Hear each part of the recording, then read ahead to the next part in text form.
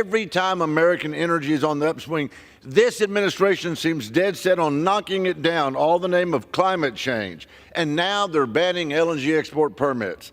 The U.S. produces energy cleaner and more reliable than any other nation. And like Ted Cruz said, what the president did is a giant middle finger to the state of Texas. And I would add a giant middle finger to my district, the southeast section of Texas. I rise today to express my frustration with the Republican obsession with LNG and fossil fuels. I commend the Biden administration on this decisive and very important step to fighting the climate crisis. Republicans have been making the same argument since the 90s, even as the realities of the argument has been changing. Green energy like wind, solar, hydro, they're no longer the future, they're the present. And they're now cost competitive with fossil fuels and continue to even become cheaper. Not to mention that they don't leave a lasting damage and impact to our planet that we will have to clean up later. LNG is dangerous, it's dirty, it leaves lasting environmental and health damage to the communities where it's produced. And I want to be even clearer, according to the Department of Energy, the more LNG that we export, the more expensive prices will be at the pump for gas, and our electricity bills will be even higher. Additionally, LNG, which is 90% methane, heats the atmosphere at 80 times the rate of carbon dioxide. And for my fellow Floridians, who we are having hotter and hotter summers and record heats, this means even hotter summers, even deadlier summers, and faster sea levels rising. LNG is a loser for our pockets, it's a loser for humanity, it's a loser for our communities, and it is killing us. And to hear my colleagues say that, oh, the president's pandering to the climate movement, two things. Number one, I can only hope and pray and fight to make sure that we build off of this victory to get to a clean future, green, clean future. And the climate activists, advocates, and organizers are heroes for fighting to protect all of us, even your constituents. And so, look, Republicans have been fighting on behalf of their friends in big oil for longer than I've been alive. And I'm just asking you, for the sake of humanity, for God's sake, please find better friends. Thank you. I yield back. You know, if we had truth in labeling, this bill would be called the Methane Pollution and Higher Energy Prices Act. I am simply amazed that this MAGA Republican majority in this Congress, which really makes the 1948 Do-Nothing Congress look like a paragon of productivity, a Congress today that can't find time to bring critical national security funding bills to the floor for a vote, that won't even bring a bipartisan border solution bill to the floor for a vote, but there's always time for another sop to the fossil fuel industry. And so here we are, with a bill that is transparently dishonest. It is an effort to fast-track dirty energy projects, throw environmental justice communities under the bus, completely ignore the climate crisis, and expedite permitting for LNG facilities so that big oil can ramp up unnecessary exports of this harmful fossil gas. Let's do some fact-checking. The United States is already the world's largest LNG exporter. We are on track to double that with existing projects that have already been permitted, so we do not need more of these methane bombs. Second, experts have crunched the numbers, and new LNG facilities, export facilities, are going to increase the cost of energy prices here at home. That's a fact. Third, our allies are not asking for this. They are on record asking for clean energy, not more LNG. So let's stop putting words in their mouth.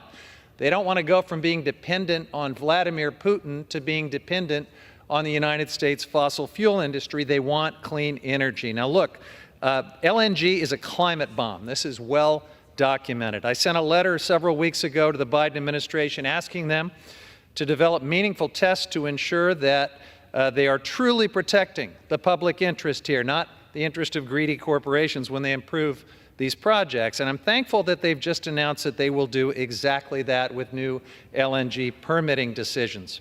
This pause is the first step in overhauling how we permit these projects, but it's an important one, and we shouldn't be wasting time sacrificing communities at the altar of big oil in this attempt by Republicans to reverse a sensible, smart decision that puts people over politics. I urge my colleagues to oppose this bill, and I yield back.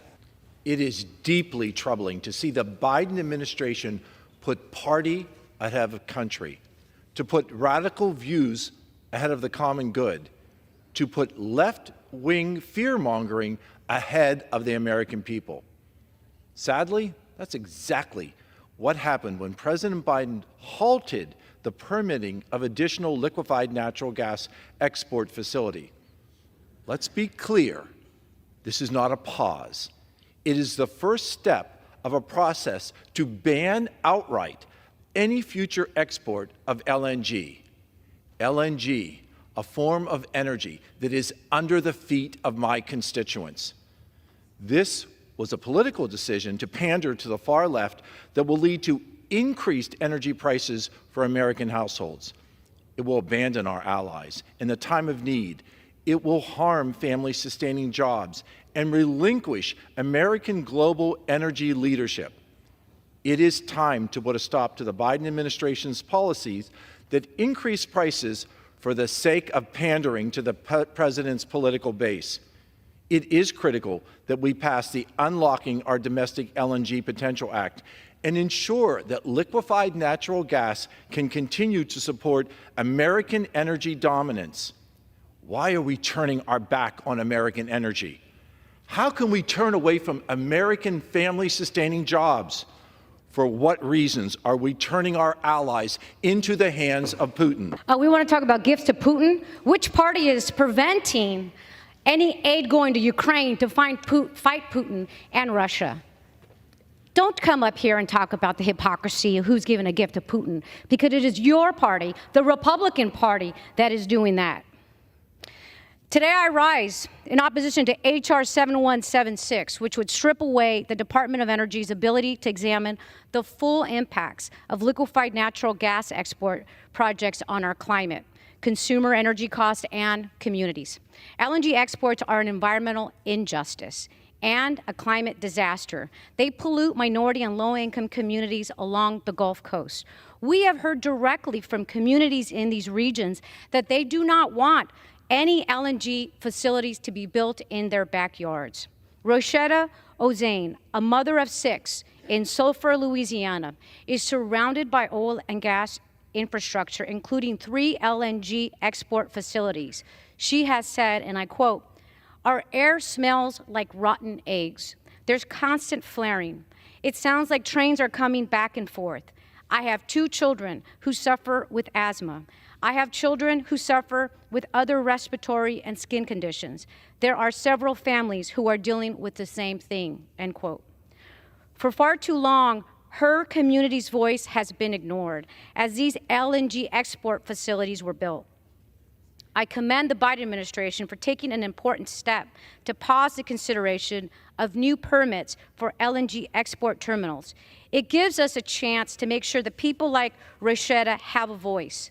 The Republican bill in front of us is an attempt to silence communities overwhelmed by pollution. It forces the federal government to ignore what's in the public interest and instead blindly approve LNG export projects to create profits for the fossil fuel industry. I urge my Democratic colleagues to oppose this bill and stand up for our consumers, our climate, and the health of our communities. I yield back.